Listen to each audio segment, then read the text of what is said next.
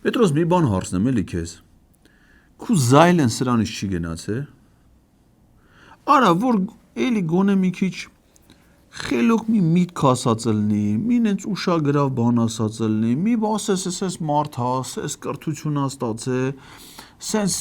աշխատելա, բարիքա ստեղծե, բանա հասկանում, փորձագետա, մի էջ մի բան գրած լինի կյանքում, ասես հա էլի մարդ հա կանչում են կարծե։ Արա սրա մեջ դու ինչ ես գտե Պետրոս։ Լավ ասենք հասկացանք, քո մոտ ցուցակ կա, որ էս մարդկանց չի կարելի որ դու կանչես հանդրեն։ Բայց լավ է ցուցակի մեջ չկա, որ էս մարդկանց է 10 անգամից ավել չի կարելի կանչել, արա բայց չափ չկա դրան։ Հիմա գան քեզ։ Հələ մի բան պատկերացրու էլի դու հոպլո։ Ասենք պատկերացրու, որ Վազգեն Սարգսյանը ողջ է։ Դու եկել ես Պետրոսին հարցազրույց տալու, Վազգեն Սարգսյանն էլ տանը նստած այդ հարցազրույցը լսում է։ Հիմա դու որ այդ հարցազրույցից դուրս եկար ու գիտես որ Վազգենը դա լսել է։ Ուր ես գնալու։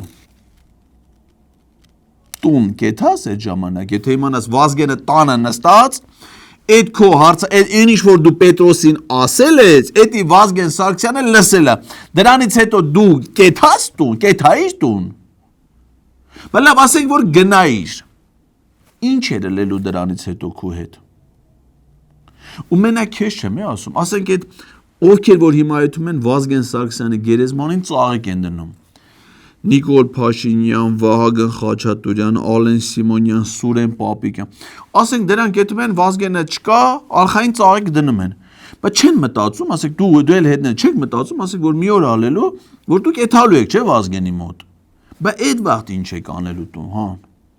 Բայց ինչ է։ Արա Պետրոս կարող է դրա համար են սրանք սաղ դուրս եկե Աստծու եկեղեցու դեմ պայքարի, որ հանգարտ այդ հանդիպումը չկայանա։ Դրանից են վախենում։ Հա? Դրանից ես վախենում, որ ուզում ես եկեղեցի Աստված ամեն ինչը վերանա, որ քո հանդիպումը Վազգեն Սարգսյանի հետ չկայանա։ Կայանալու է։ Այդ դրանից վախեցի։ Վախենում ես։ Դե վախեցի։ Վախենալու բանից պիտի վախենան։